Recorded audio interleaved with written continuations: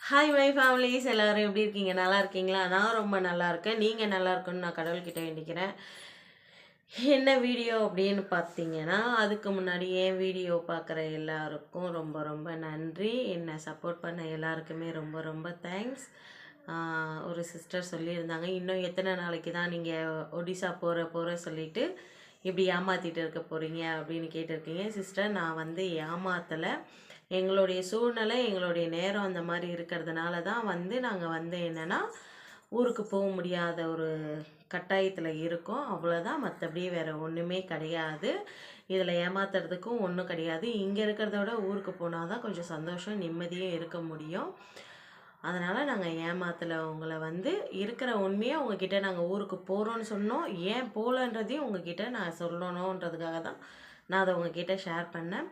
ரெண்டாவது விஷயம் என்ன அப்படின்னு பார்த்தீங்கன்னா, ஒரு சிஸ்டர் வந்து ரொம்ப கேட்டுகிட்டே இருக்கீங்க, உங்களுக்கு எதுக்கு கர்ப்பப்பை எடுத்தாங்க அப்படின்னு சொல்லிட்டு. ஆல்ரெடி நான் அதை ஒரு வீடியோவாகவே போட்டிருப்பேன். அந்த சிஸ்டருக்கு திரும்ப கேட்டிருக்காங்க. அதனால் இன்றைக்கி வந்து என்னுடைய கர்ப்பப்பை ஏன் எடுத்தாங்க அப்படின்றத தான் நான் சொல்ல போகிறேன். என் வீடியோ பார்க்குறதுக்கு முன்னாடி என் வீடியோ இதான் ஃபஸ்ட் டைம் பார்க்குறீங்கன்னா please like and subscribe, share பண்ணுங்கள். இப்போ வாங்க, என்னாச்சு ஏதாச்சு, ஏன் கர்ப்பப்பை எடுத்தாங்க, எனக்கு எப்போ எடுத்தாங்க, எடுத்ததுக்கப்புறம் அதனுடைய பிரச்சனைகள்லாம் என்னென்ன அப்படின்றத தான் உங்ககிட்ட நான் ஷேர் பண்ணிக்க போகிறேன் இன்றைக்கி.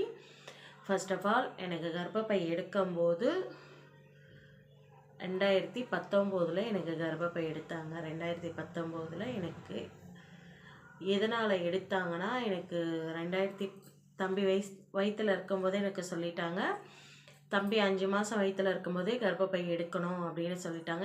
ஏன் எதனால் எடுத்தாங்க அப்படின்னா, அவனுடைய நஞ்சு கொடி வந்து வளர்ச்சி இல்லாமல் அந்த நஞ்சு கொடி வந்து 1 சென்டிமீட்டரோ என்னவோ தான் வளர்ந்துருந்தது அப்படின்னு டாக்டர் சொன்னாங்க. எனக்கு வந்து கர்ப்பப்பை மட்டும்தான் எடுத்துக்காங்க, கருமுட்டைங்கள்லாம் எனக்கு வயிற்றுக்குள்ளேயே தான் இருக்குது. அது வந்து அந்த நஞ்சு கொடி வந்து கர்ப்பப்பையிலேயே குழந்தை வளரும் போதே, அந்த நஞ்சு கொடி வளரும் போதே கர்ப்பப்பையில் போய் ஒட்டிட்டதுனால சிசரிங் பண்ணும்போது வந்து அது ப்ளீடிங் நிற்காமல் போய்கிட்டே இருந்ததுனால எனக்கு கர்ப்பப்பை எடுக்க வேண்டிய சூழ்நிலை வந்தது. அதனால தான் வந்து எனக்கு கர்ப்பப்பை எடுத்துட்டாங்க. ஓகேங்களா சிஸ்டர்? அதுக்கப்புறம் வந்து எடுத்ததுக்கப்புறம் என்னெல்லாம் சைடு எஃபெக்ட் எனக்கு வந்தது அப்படின்னு தான் நான் சொல்கிறேன். ஃபர்ஸ்ட் ஆஃப் ஆல், எல்லாருக்குமே வந்து கர்ப்பப்பை எடுக்க மாட்டாங்க. ரொம்ப கிரிட்டிக்கலாக ஏதாவது ஒரு பிரச்சனை, ஏதாவது ஒரு கஷ்டம் இருக்குது, ஏதாவது ஒரு வந்து பீரியட்ஸ்லேயோ இல்லை டெலிவரி டைம்லேயோ ஏதாவது ஒரு ப்ராப்ளம் இருக்குன்னா தான் வந்து கர்ப்பப்பையே ரிமூவ் பண்ணுவாங்க. மற்றபடி அதனுடைய கருமுட்டைங்கெல்லாம் வந்து ரிமூவ் பண்ண மாட்டாங்க. அதெல்லாம் ஏஜ் பார்த்து தான் அந்த கருமுட்டைங்க ரிமூவ் பண்ணணுமா வேணாமான்னு டாக்டர் முடிவு பண்ணுவாங்க. எனக்கு வந்து அந்த கருமுட்டைங்கெல்லாம் உள்ளே தான் இருக்குது. ஏன்னா எனக்கு கர்ப்பப்பை எடுக்கும்போது ஏஜ் பார்த்திங்கன்னா 26 வயசு தான் எனக்கு. 26 வயசா 27 வயசான்னு தெரியல எனக்கு சரியா. ஆனால் 2019 எடுத்தாங்க. 20, 21, 22, 23, 24, 25, 5 வருஷம் ஆகுது. 24, 5 வருஷம் ஆகுது எனக்கு கர்ப்பப்பை எடுத்து. அப்போ பார்த்தீங்கன்னா, அதை எடுத்ததுக்கப்புறம் என்னை டாக்டர் கூப்பிட்டு என்கிட்ட பேசின ஒரு விஷயம் என்னென்னா, நீங்கள் வந்து கர்ப்பப்பை எடுத்ததுக்கப்புறம் வெயிட் வந்து கெயின் ஆகும் கொஞ்சம் அப்படின்னு சொன்ன ஒரு விஷயம்.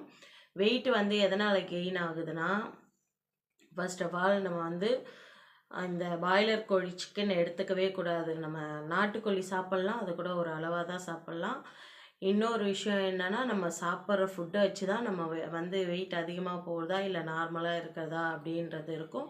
அதே மாதிரி டெலிவரி ஆனதுக்கப்புறம் நமக்கு வந்து இந்த வெள்ளை அணுக்கள், சிவப்பு அணுக்கள், பிளட் இருக்க மாதிரி வெள்ளை அணுக்கள் இருக்கும். அது ரொம்ப கம்மியாக இருந்ததுனா தான் நம்ம வந்து வெயிட் வந்து கெயின் ஆகிறது, நம்ம அதிகமாகிறது இருக்குது. இன்னொரு என்னென்னா, எனக்கு சி செக்ஷன் பண்ணும்போது எனக்கு வந்து பிளட்டு வந்து நிறைய ஏற்றுனாங்க. பிளட்டு வந்து கர்ப்பப்பை எடுக்கும்போது நிறைய ப்ளீடிங் ஆச்சு அப்படின்றதுனால எனக்கு ரத்தம் நிறைய ஏற்றுனாங்க. எல்லாருக்குமே சடனாக கர்ப்பப்பை எடுத்துட மாட்டாங்க. ஏதாவது ப்ராப்ளம் அப்படின்னா தான் கர்ப்பப்பை எடுப்பாங்க சிஸ்டர். எனக்கு இதனால தான் வந்து எனக்கு கர்ப்பப்பை எடுத்தாங்களே ரீசன் வந்து. அதுக்கப்புறம் நான் அதில் என்னென்ன ப்ராப்ளம்லாம் கொண்டுட்டு வரேன், எனக்கு பிரச்சனை அப்படின்னு பார்த்தீங்கன்னா, எங்கேயுமே நம்மளால் நடக்க முடியாது. கொஞ்சம் தூரம் நடந்தாலுமே மூச்சு வாங்கும். நீங்கள் எல்லாருமே என்னுடைய வீடியோவில் தொடர்ந்து பார்த்துருக்கலாம். என் வீடியோ ஃபுல்லாக பார்க்குற எல்லாருக்குமே தெரிஞ்சிருக்கும். நான் ஒரு 2 நிமிஷம் 3 நிமிஷம் தொடர்ந்து பேசுகிறேன் அப்படின்னீங்கன்னா பார்த்தீங்கன்னா என்னால் மூச்சு வந்து அவ்வளோ சீக்கிரத்தில் வந்து ப்ரீத் பண்ண முடியாது. கொஞ்சம் கஷ்டமாக இருக்கும் மூச்சு விடுறதுக்கு. அப்புறம் என்னென்னா பேக் பெயின் ஜாஸ்தி இருக்கும் நமக்கு. எனக்கு வந்து முதுகில் இன்ஜெக்ஷன் போட்டதோட எனக்கு வந்து ஆக்சிஜன் மூலயமா தான் எனக்கு வந்து அந்த மயக்க மருந்து கொடுத்தாங்க. எனக்கு முதுகில் வந்து இன்ஜெக்ஷன் போடலை. அந்த ஆக்சிஜன் மூலயமா தான் எனக்கு மயக்க மருந்து கொடுத்தாங்க. எனக்கு வாயிலெல்லாம் டியூப் வச்சு தான் வந்து எனக்கு பண்ணாங்க. அதுக்கப்புறம் இந்த இடத்த இருக்குது பார்த்தீங்களா, இந்த இடத்த வந்து எனக்கு ஒரு ஹோல்ஸ் போட்டு இந்த வழியாக தான் எனக்கு ஒரு 4-5 இன்ஜெக்ஷன் இது மாதிரி இருந்தது. அதில் வந்து இந்த பக்கம் ஹோல்ஸ் போட்டு அதுக்கப்புறம் டியூப் போட்டு எனக்கு ஒரு இதில் இன்ஜெக்ஷன் போட்டாங்க. ஒன்றுதில் வந்து பிளட் ஏற்றுனாங்க, இன்னொன்று இதில் வந்து குளுக்கோஸ் ஏற்றிட்டு இருந்தாங்க. எனக்கு அது 4 ஒயர் தனித்தனியாகவே இருக்கும், அதில் போட்டுட்டு இருந்தாங்க. அதுக்கப்புறம் பார்த்திங்கன்னா நம்மளால் சரியாக மூச்சு விட முடியாது, நமக்கு நிறைய ஹேர் ஃபால் ஆகும். அதுக்கப்புறம் பார்த்திங்கன்னா நம்ம ஏன் அழறோம், ஏன் சிரிக்கிறோம், திடீர்னு நல்லா இருப்போம், திடீர்னு பார்த்தா ஒரு மாதிரி சோர்வாயிடும், நம்மளால் நம்ம வேலையை செய்ய முடியாது, அந்த மாதிரி பிரச்சனைங்க வரும். அதுக்கு அடுத்தது பார்த்திங்கன்னா முக்கியமான விஷயம் என்னென்னா நம்மளுடைய போன்ஸ் வந்து நம்மளுடைய எலும்புங்கள்லாம் ரொம்ப வீக்காக ஆக ஆரம்பிச்சிடும். ஓகேங்களா, மெயின் பெரிய ரீசனே இதுதான். ஒரு ஸ்டேஜுக்கு மேலே இருக்கிறவங்களுக்கு கர்ப்பப்பை எடுத்தாங்கன்னா அதனுடைய இது வந்து அவங்களுக்கு அந்த சைடு எஃபெக்ட் வந்து அந்தளவுக்கு காட்டாது.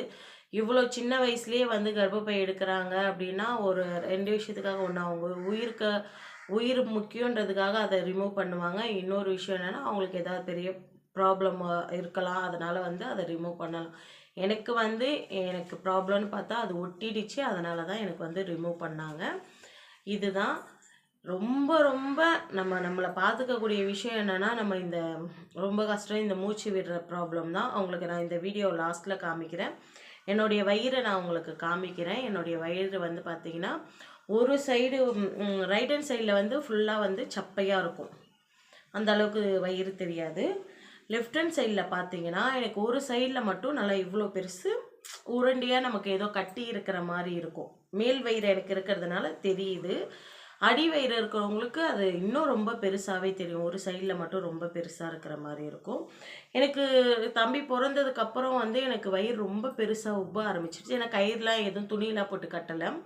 அப்போ வந்து வயிறு ரொம்ப பெருசாக உப்ப ஆரம்பித்ததுக்கப்புறம் பார்த்தீங்கன்னா நான் இது ரொம்ப வயிறு உப்பிடுச்சு, காற்று போயிடுச்சு அப்படின்னு தான் நான் நினச்சிட்டு இருந்தேன். அதுக்கப்புறம் எனக்கு கொஞ்ச நாள் ஆக ஆக வயிறு ரொம்ப கம்மியாக பார்த்தா எனக்கு ரைட் ஹேண்ட் சைடில் வந்து வயிறு வந்து அந்த அளவுக்கு தெரியவே தெரியாது. லெஃப்ட் ஹேண்ட் சைடில் பார்த்தீங்கன்னா எனக்கு வயிறு இவ்வளோ பெருசுக்கு வந்து முட்டையாக வந்து எனக்கு வயிறு தெரிய ஆரம்பிச்சுது. அது நான் இப்படி சமமாக துணி வச்சு பார்த்தேன்னா எனக்கு வயிறு அந்த மாதிரி தெரியும். இதுதான் எல்லாருக்குமே கர்ப்பப்பை எடுக்க மாட்டாங்க. நான் அதை ரீசன் சொல்லிட்டேன் ஏன் எடுக்க மாட்டாங்க அப்படின்றதையும். இவ்வளோதான் சிஸ்டர், உங்களுக்கு இந்த டீட்டெயில் தெரிஞ்சிருக்கும் அப்படின்னு நான் நினைக்கிறேன். இந்த வீடியோ உங்களுக்காக தான். ஏன்னா தொடர்ந்து நீங்கள் வந்து இதனுடைய டீட்டெயிலை வந்து என்கிட்ட கேட்டுகிட்டே இருந்ததுனால தான் நான் உங்களுக்கு இந்த டீட்டெயில் கொடுக்குறேன். எனக்கு கர்ப்பப்பை எடுத்தது இதனால தான். ஏதாவது உங்களுக்கு ரீசன் இருக்கலாம் சிஸ்டர், அதனால தான் வந்து டாக்டர் வந்து கர்ப்பப்பை எடுக்க சொல்லியிருக்காங்க. டாக்டர்கிட்ட 1க்கு 2 வாட்டி தெளிவாக நீங்கள் கேட்டுக்கோங்க. ஏன் என்ன பிரச்சனை, எதனால் எடுக்க சொல்லியிருக்காங்க அப்படின்றத தெளிவாக கேட்டுக்கிட்டு எடுங்க. அவசரப்பட்டு எடுத்துடாதீங்க. அவசரப்பட்டு நீங்கள் எடுத்தீங்கன்னா நம்ம அதனுடைய விளைவுகளை ரொம்ப சந்திக்க வேண்டியது இருக்கும். நம்மளால் குனிஞ்சு நிமிர முடியாது. இப்பயே பேசுகிறேன், என்னால் சுத்தமாக முடியல. அதுக்கப்புறம் வந்து நான் வந்து பெரிய பிரச்சனையாக எதிர்கொள்கிற பிரச்சனை என்னென்னா நைட்டில் நல்லா தூங்குவேன், திடீர்னு பார்த்தா மூச்சு விட முடியாமல் ஆகிடும். அப்போ என் ஹஸ்பண்டு பின்னாடி முதுகில் வந்து கையை இப்படி மூடிட்டு இப்படி தட்டுவாங்க. அதுக்கப்புறம் வந்து அந்த 3 பால்ஸ் வச்ச மாதிரி ஒரு இது இருக்கும், அது ஊத சொல்லுவாங்க. நம்ம வந்து காற்று வந்து சுவாசிக்க நல்லா இழுக்க சொல்லுவாங்க, மூச்சு தம் பிடிச்சி இழுக்க சொல்லுவாங்க. அதையுமே இப்போ வரைக்குமே என்னை ட்ரை பண்ண சொல்கிறாங்க. அதுக்கப்புறம் என்னுடைய தையல் போட்ட இடம் ஸ்டிச்சஸ் போட்ட இடம் வந்து எனக்கு இன்னமும் சரியாகல. 5 வருஷம் ஆகுது பாப்பா பிறந்து. அது வந்து எனக்கு இன்னமும் சரியாகல. அது நான் ஹாஸ்பிட்டலுக்கு போய் பார்க்காம இருக்கேன். ஏன்னா ரொம்ப கஷ்டப்பட்டு வந்துட்டேன் டெலிவரி டைமில், அதனால் என்னால் அதை போய் பார்க்க முடியல. இவ்வளோதான். தெளிவாக நீங்கள் டாக்டர்கிட்ட கேட்டு எதனால் கர்ப்பப்பை எடுக்க போகிறாங்க, என்ன ஏது, ஏதாவது பிரச்சனையா, கர்ப்பப்பையில் பிரச்சனையா, இல்லை மென்சஸில் பிரச்சனையா, இல்லை கட்டி இருக்கா, என்ன ரீசன் அப்படின்றத கேட்டுட்டு கர்ப்பப்பை மட்டும் எடுக்கிறாங்களா இல்லை வந்து கருமுட்டையும் சேர்த்து எடுக்கிறாங்களா அப்படின்ற டீட்டெயிலை கேட்டுக்கோங்க. கர்ப்பப்பை எடுத்தால் எந்த ஒரு பிரச்சனையுமே இல்லை. நம்ம உடம்புக்கும் கர்ப்பப்பைக்கும் எந்த சம்மந்தமும் கிடையாது.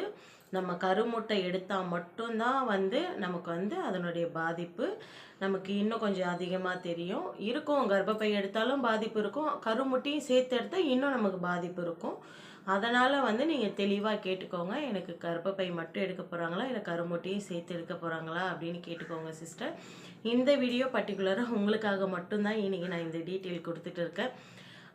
அது மட்டும் இல்லாமல் எனக்கு அந்த மென்சஸ் டைம் மாதத்தில் அந்த 3 நாள் எனக்கு வயிறு வலி இருக்கும், எனக்கு அந்த பேக் பெயின் இருக்கும், எனக்கு செஸ்ட் பெயின் எல்லாருக்குமே இருக்குது. எனக்கு இதுக்கு முன்னாடி எப்படியெல்லாம் கர்ப்பப்பை எடுக்கிறதுக்கு முன்னாடி மென்சஸ் ஆனால் எனக்கு அந்த ப்ராப்ளம் இருந்ததோ இப்போவும் எனக்கு மந்த்லி எனக்கு அந்த ப்ராப்ளம் இருக்குது. என்ன ஒன்று ப்ளீடிங் மட்டும்தான் ஆகாது கர்ப்பப்பை எடுத்துட்டாங்கன்னா. ஆனால் அந்த வயிறு பெயின் அந்த மாதத்தில் 3 நாள் வர மாதிரி அந்த பெயின் இருக்கும், அந்த வலி இருக்கும் நமக்கு. அந்த மென்சஸ் மட்டும்தான் ஆகாது, ப்ளீடிங் மட்டும்தான் நமக்கு ஆகாது. மற்றபடி அந்த பெயின் இருக்கும், அந்த வலி இருக்கும் நமக்கு. இவ்வளோதான் சிஸ்டர். உங்களுக்கு டீட்டெயிலாக நான் சொல்லிட்டேன். உங்களுக்கு எதனா புரியலைன்னா எனக்கு கமெண்ட் பண்ணுங்கள், நான் சொல்கிறேன். என் வீடியோ பிடிச்சிருக்கும் அப்படின்னு நான் நம்புகிறேன். என் வீடியோ பிடிச்சதுன்னா ப்ளீஸ் லைக் அண்ட் சப்ஸ்கிரைப் பண்ணுங்கள், லைக் பண்ணுங்கள், ஷேர் பண்ணுங்கள், மறக்காமல் பெல் பட்டனை கிளிக் பண்ணிக்கோங்க. நான் ஏதாவது தப்பாக பேசியிருந்தேன்னா என்னை மன்னிச்சுக்கோங்க. உங்கள் சப்போர்ட்டை மேலும் மேலும் எனக்கு கொடுங்க. நெக்ஸ்ட் வீடியோவில் கண்டிப்பாக பார்க்கலாம். ஒரு முடிவு பண்ணியிருக்கோம், அது என்னன்னு தெரியல. அது டீட்டெயிலாக நான் பேசி முடிச்சுட்டு அந்த முடிவு என்ன இது அப்படின்னு சொல்கிறேன். ஓகே, பாய்.